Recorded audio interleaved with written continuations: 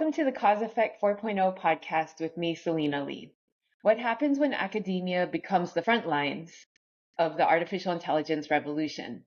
As universities race to redefine research, talent, and innovation in an AI-driven world, one question looms large. Will higher education lead the transformation or struggle to keep up with it?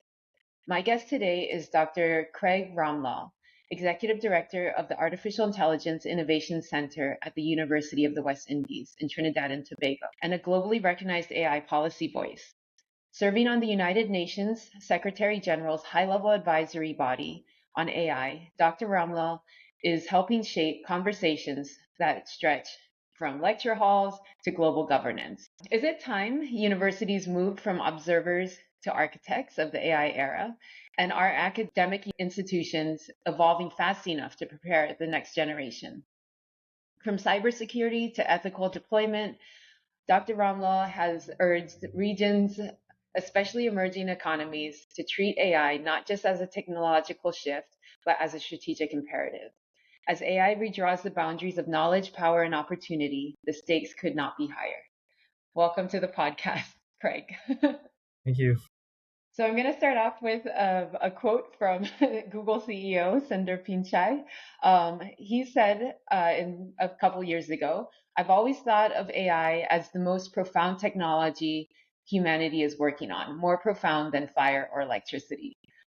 From where you're sitting in academia and at the center, do you think that universities are moving fast enough to prepare students for something that is this transformative? And what responsibilities do you see that the universities have to really future-proof this next generation? Thank you for that question. That is quite a lot to pack in. Okay. Let's start. Let's start with taking a step back and understand what the purpose of universities are. It is my belief that a university's role is to solve problems for its region. Its job is to insulate its region or its country or its stakeholders against issues that come up, especially as we talk about now with technology changes and so on, to get their society ready for those kinds of changes. So it's really a university's position to solve problems and ensure that their own society can operate in the world and civilization can operate in the world that they are seeking for. So once you anchor a university's position that way, I think that in the discussion of AI, it takes a much broader lens. It's one thing to look at universities as preparing the academics way forward, preparing the education system, preparing that way forward. But it's also another lens to look at it from an unbiased point of view of and how they should prepare their society. So looking at things like research, looking at things like policy creation, looking at things like just public advisory knowledge. Those are the things I believe that universities should do. When we sat at the high-level advisory body and we looked at education, we saw it from three different vantage points. In one sense, universities must prepare persons for the world of work for tomorrow. And artificial intelligence is changing the dynamic of the world of work for tomorrow. So that's in one case. But also, we must think about what the changes of technology are for students, for primary school students and so on. And how are we changing the technology and the relationship that people now have or children now have with technology is absolutely changing from the times that we were kids, right? Now you are speaking to systems that manipulate knowledge and they sound like humans. And so the children think that these systems are the humans that they are speaking to. So how do you protect against that? How do you look at the limitations? Let the children know what the harms are. How do you explain that to kids? And I think that is another part of it. And then the third part is looking at public advisory and having general folks who are not very technical. How do we implement something I call a socio-technical baseline? What is that capacity? What is that minimum capacity of socio-technical baseline that we must implement so that people understand what the current limitations of AI is what the trajectory of AI is, and when are we going to maybe overcome those limitations that AI is, but do not get fooled for what is happening currently. So I think that is really the role of education within with and universities play a huge role in that, but education as a whole for that society. Yeah, definitely. That resonates a lot. I mean, now, so you just mentioned about what was the term that you just used? Yeah, baseline socio-technical capacity. That's Socio-technical. really what I say. Yeah, well, yeah, that is something that every society needs now, because we have moved past the point where internet and broadband became hugely penetrable in most developing markets, where everyone now has a phone, everyone has access to a computer, and the use of online technology. But you had a choice when you engage in those kinds of systems, what is the level of uh, of of digital presence you want to have. And now we have moved past that, because we have systems that you can interact with that are very human-like. You have deepfakes happening, so you are not sure what you are seeing. So we have crossed that boundary. So Yeah, now we definitely need that uh, baseline socio-technical capacity. Yeah. yeah. And it's not just to protect against the dangers, but Um, I had another question about that because then it's also to say there's also opportunities, like whether or not you're a computer science major or not, AI is going to touch your life and your future career in some kind of Correct. way. Yeah. So, I mean, I don't know, in the context of UE or other universities that you've seen, I mean, how do you see universities actually preparing people for the future of work and AI literacy, not just in the computer science department, but across Yeah. all sectors? When ChatGPT was launched, late 2022, the first reaction that universities had for students was, these students are going to use these things for coursework. Oh my gosh, we need to protect our assessments. So that was the initial gut reaction. I think between 2023 to 2024, most universities created their own policies against assessments, and so that has changed, which is quite fantastic, because now we can really focus in on the changes in the workplace, and how do you upskill persons to use these technologies properly. Um, so you protect against the misuse of these technologies when they go out into the workplace. What we are seeing happening with, especially in 2023 and 2024, there was a major dependence on the use of these tools, because the humanity as a whole was very new to having a system that speaks naturally to you and speaks very confidently. Um, and so, whilst hallucinations were taking place, we as humanity did not, we really did not understand, or we took for granted fact checking these types of systems. Now, I would say that has, I'm happy to say that has not been the case. There have been several cases, especially legal cases, where persons are a bit um, more careful on how they use these systems. We still have cases that people are dependent, but they fact check some of these work. So when we look at the future of the workplace now, you have areas where you must upskill, areas where tasks are being heavily augmented by these AI systems, and so we have to reskill, where we have to take individuals whose their position uh, and their tasks that they normally do has been heavily automated. So we have to reskill these individuals to other tasks.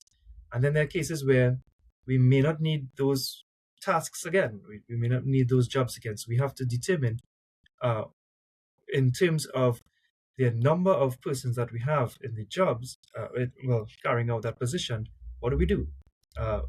How do we move them on completely to a different field? And what happens there. So I think that those are the three areas that are happening. The University of the West Indies has been heavily engaged in short course programs to upskill mainly, and show persons how augmentation of their tasks can be created using these AI systems. We are also developing AI programs for the future generations, or the future technologies that would happen. We need to make sure and be very clear here that when we talk about AI systems, we are not only talking about software systems, we are talking about robotic systems, which I believe will be very ubiquitous come soon.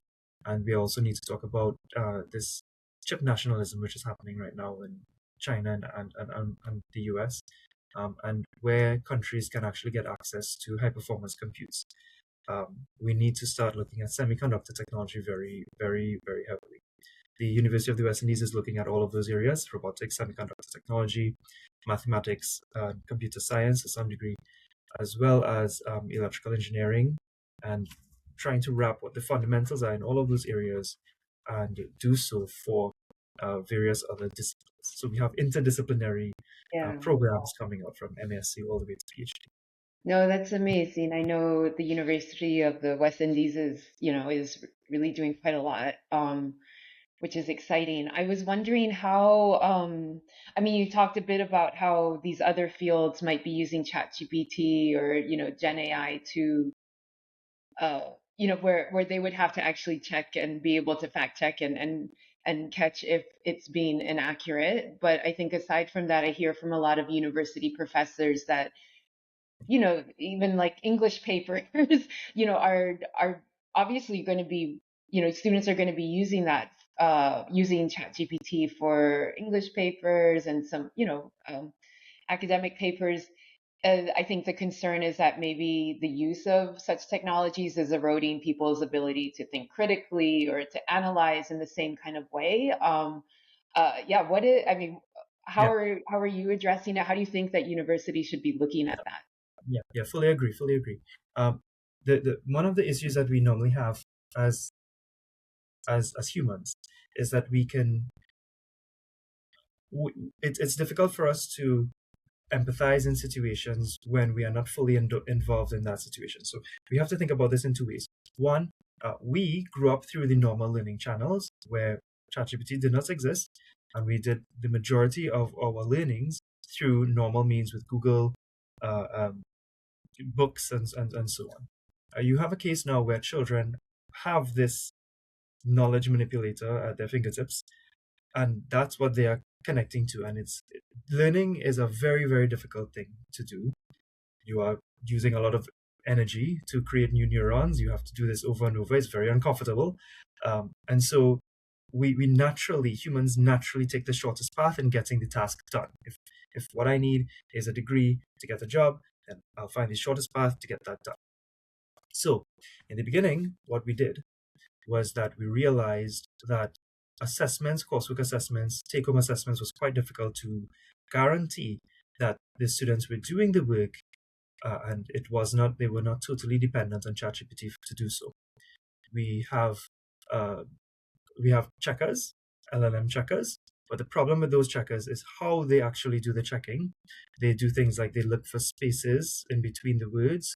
They do things like they look at different patterns. They look at training on a corpus of other LLMs to determine if that works. But if a student were to take that work and then manipulate it to an extent where the fact checker does not work, or they train their own LLM if they choose to do so, and then it does not fit within the probability distribution of other LLMs, I mean, then there's no way to tell, right? So what most universities have moved toward would be in-person assessments with the submitted material. That's quite difficult to do for many universities because the amount of staff you require to handle large amounts of students is not there. But that has been the solution so far.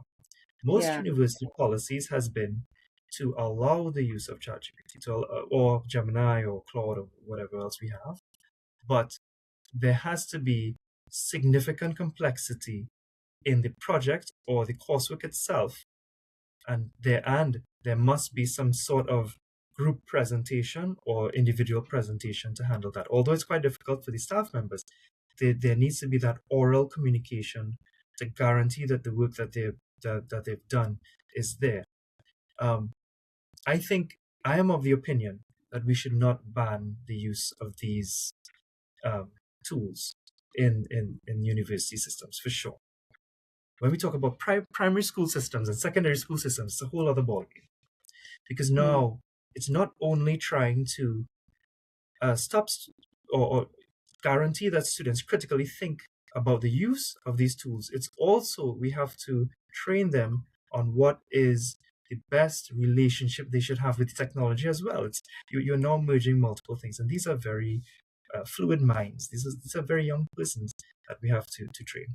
So I, unfortunately, don't have the answer for what that level should look like, but Yeah. I believe that um, it's something that we should not say, let us not use this technology at any degree, at any level. If we have to red team technology and look at the appropriateness of technology for the use, then we'll do that. We should not have that hard and fast rule to ban the use of these LLM systems for any age. Yeah. Yeah. No, it's a complex topic, and I don't know if anyone really knows the answer at this point. It's quite interesting and quite challenging. Yeah, turning to, I guess, the work that's being done in Trinidad, like on this topic, and also policy and kind of the goals and the strategies. Um, I did read a quick thing that Trinidad and Tobago is building one of the most complete AI readiness baselines That's, in the Caribbean. that is correct. Um, yeah, would you be able to speak to that a little bit? What is happening there? And then also, how important is it for small nations like Trinidad and other countries in the Caribbean to lead in this space? What is the kind of the unique perspective that small nations can add to this? Yeah. All right. So what is happening is that um, we have a case where Trinidad and Tobago is building out its national strategy. The University of the West Indies, by extension, the Artificial Intelligence Innovation Center, it's regional. We have to look after the 22 nations in the CARICOM, in the Caribbean region, and so we'll talk about Trinidad and Tobago as an example. But I want to make it clear that our purpose is to see about the entire region. All right. So the UNESCO has the RAM assessment, readiness assessment methodology, and the UNDP has the Artificial Intelligence Landscape Assessment, ILA.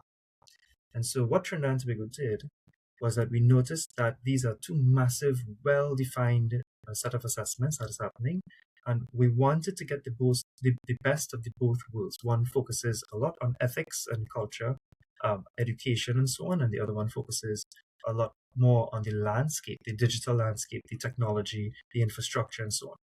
And so if the country has determined that it wants to take a evidence first based approach to policy development instead of looking at very vague statements on we need this, we need a data center, we need to do this kind of research. We are not looking at it from that standpoint because we have to understand a couple of things. One is SIDS inherently less resourced than much developed nations.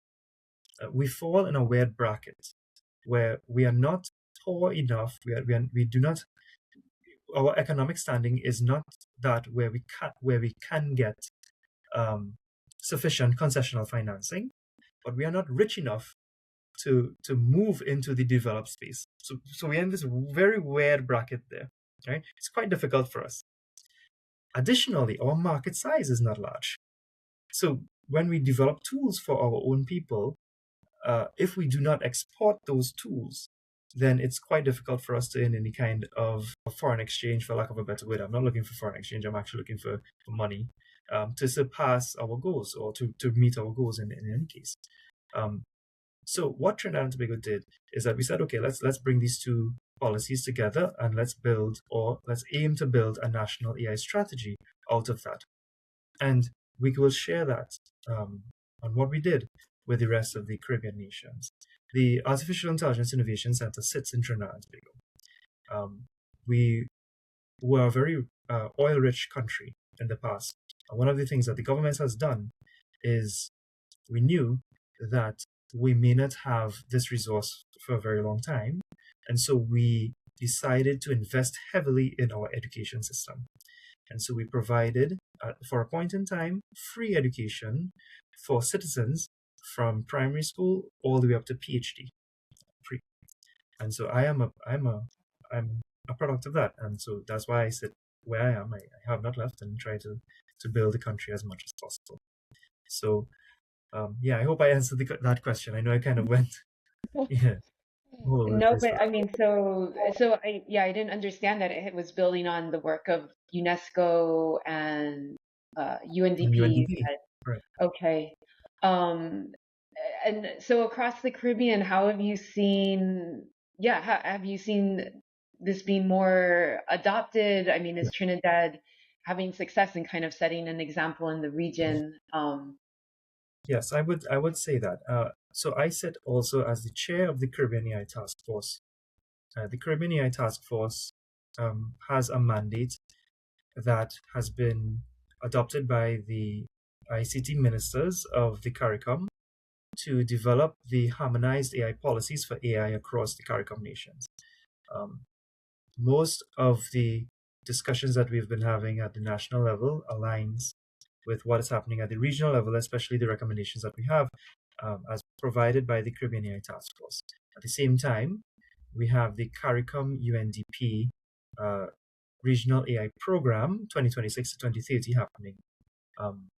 All of these things are happening at the same time, and we see that that could be instrumental in being an implementation roadmap for the Caribbean AI Task Force. Trinidad and Tobago, because of where it sits, because of its education system and so on, and because of we have the first Ministry of Public Administration and Artificial Intelligence. We are, I think, one of four in the world. We're the only one in the Caribbean region, and that says something. We are very, very deliberate in our approach to artificial intelligence, and so we will give advice to whoever wants advice. Let's say it like that. And so adoption is something that we cannot speak on behalf of. Me personally cannot speak on behalf of the government and what the government wants to do, but I can speak on behalf of from the Caribbean AI Task Force on the adoption and where we see countries moving and so on. So I do see Trinidad and Tobago as a major implementer of these Yeah, recommendations moving forward. yeah. Another thing to note is that Trinidad and Tobago is not really affected by hurricanes, by earthquakes, by tornadoes or storms. So it's geographically we sit in that very nice region. There, that Yeah. it works well for a data center or for high performance compute infrastructure if we were to Oh, put one. interesting. Yeah, Yeah, yeah. yeah, Concerns that maybe like in some economies they don't even think yeah, about necessarily. yeah. Um, Yeah. Energy as well because we were massive energy producer. So yeah, right. True. So globally, I think this was a study from Boston Consulting Group. They said that only 5% of companies currently are meaningfully benefiting from AI. I'm curious, what do you see happening in Trinidad? What does this yeah, mean in terms of business? yeah, Where is AI sitting with business value? Where do you yeah. see the most opportunities for adoption and creating real long-term economic value for the country and then maybe also for the region as well? Oh, definitely. Um, I love that question. I really like that question. Because what we have seen happen in the past was this movement of businesses in adoption of AI systems without completely understanding what the benefits are for the companies with the adoption of the AI system. So it was um, the fear of losing out, the FOMO effect that was happening. Um, that's and it's sad because it really affected the statistics, right? It really affected the global statistics and how things would be. Because at the executive level, we saw this rush towards the use of AI because of intended productivity gains, not intended, perceived productivity gains that it would have released for the company without any kind of audits. It sucked. Um, Unfortunately and fortunately, at the same time, the Caribbean region has been very slow to adopt technology.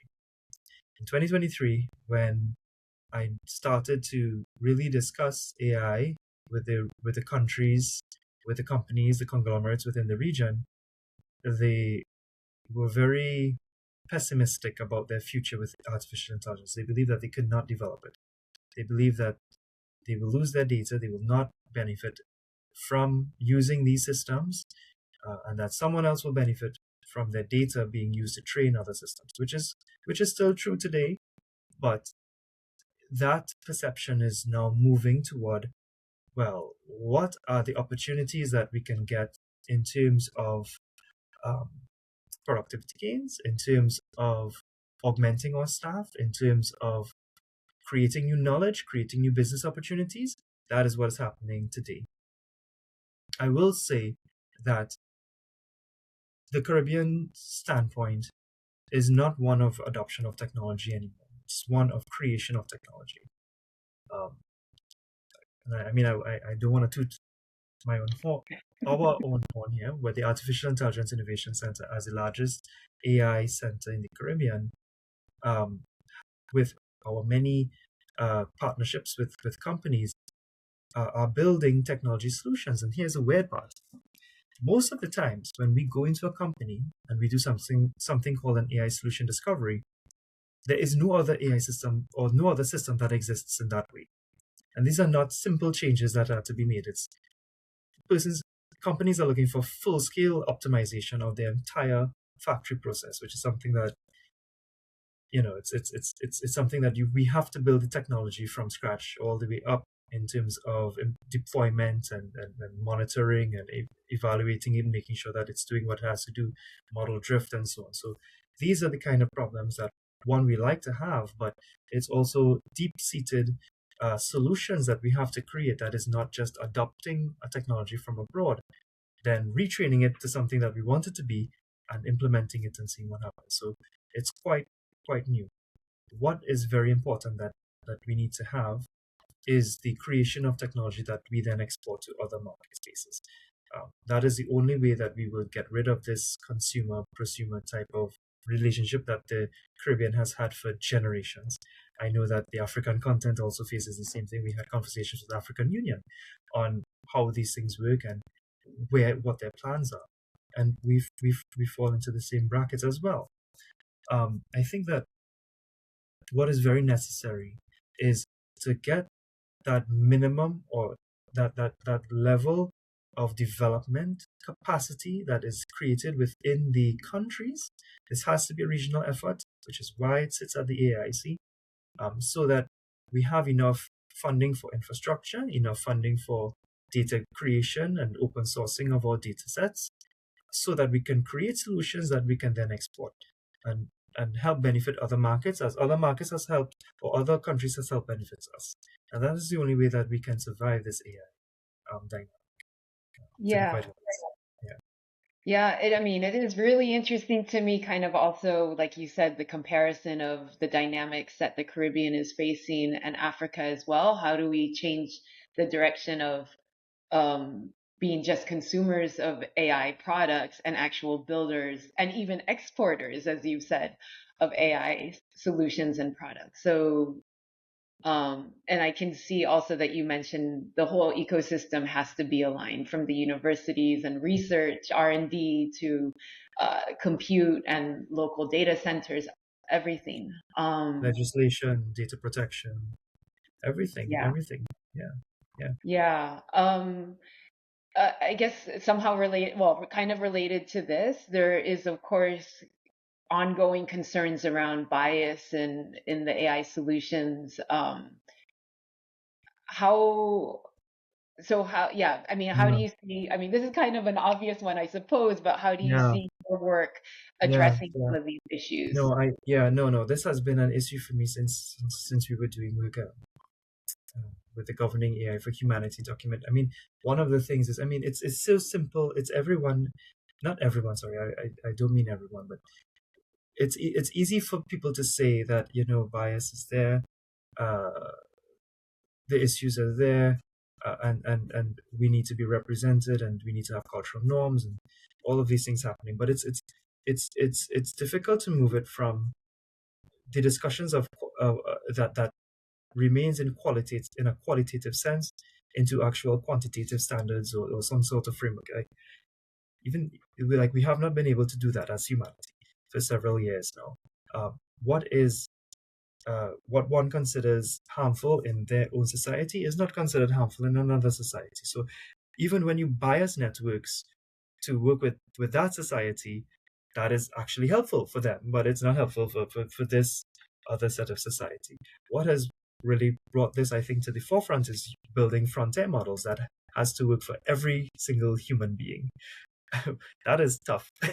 That is Yeah. extremely tough to do. At the same time, where are the agreed standard frameworks, safety standard frameworks that are coming out? So where are the we create all these benchmarks and so on, but there's nothing that guarantees adoption of systems.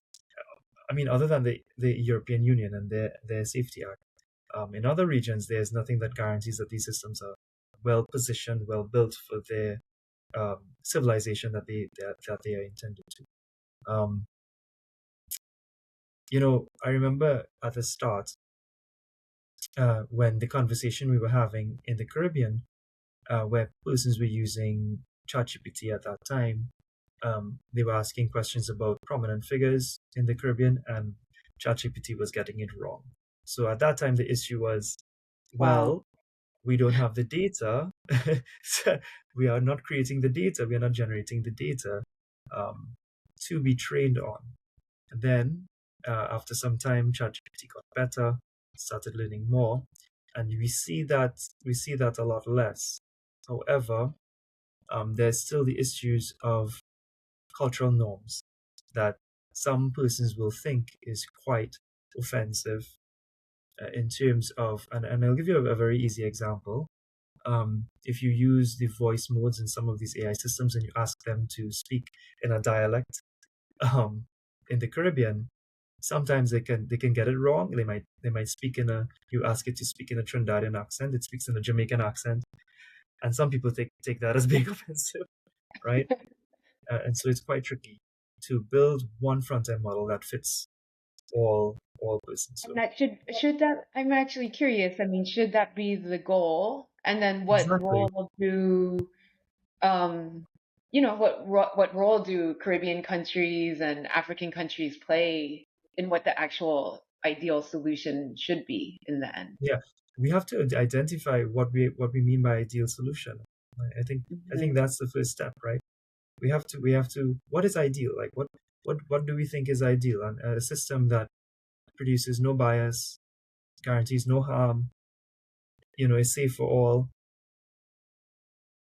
That's going to be technically that's going to be a huge challenge. I'm not saying that Yeah. that is impossible, but it's going to be something that we need to now move from, at least in this flowery, vague sense, in policy documents, into something that is quantitative and something that we can guarantee.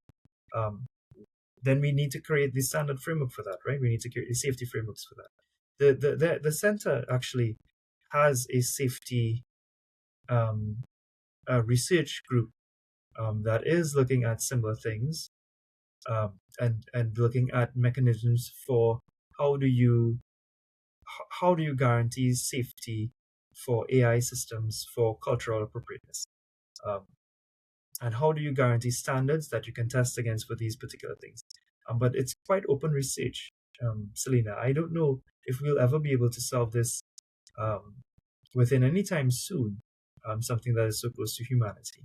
Um, so yeah, it's Yeah. it's it's quite open for discussion. Yeah. But it's interesting to me that I mean some people could say that the Caribbean is considered like an exporter of data. If you think about like the data that we store on the cloud and we could just contribute, through these different platforms, at the end of the day, the data is being exported outside of the Caribbean. And so how do you make better use of, or how do you change that narrative around to actually the Caribbean is using their own data to build actual solutions that are Yeah, actually impactful for its own people. yeah, Um, yeah. No, I completely agree. I mean, it's two ways to look at it, right? It's one way where when you build your own solutions, you have to guarantee that you have the capacity to build your own solutions in compute, or access in some way in compute, in talent, and in data. You have to guarantee that there's some access to those things for your region that you would have to do. Once you create that, it has to be sustainable. So now we have to have a value chain. You have to have a market that wants this, right? So it has to exist, or we Yeah. have to create that ecosystem to allow that to exist. That's one part. The second part is when you look at foundation frontier models. What is their business plan? How what is their core business? Their core business is give you a free solution, but in turn, I will train on your data. That, Yeah, that's you're it. That's it. paying. That's it. Yeah, Even if it's not in money, you're paying. yeah, yeah. Exactly. In both cases, you need a core business, right? We do need that, right? Yeah. Because it needs to be sustainable in some way. So what is the what? But now what we're doing is trying to ensure what safety looks like and what standardization looks like, what reduction of harms look like, right? So how does that work for the two business models? That is a it's for Yeah. me it's quite open. I again I'm from the Caribbean. I need to move in the direction of one which is building our own systems. That is for me is quite important. We are not looking to build front end models at all. We are just looking to build systems that can work for our public services, systems that can work for our own markets and our own people, based on the data that we create.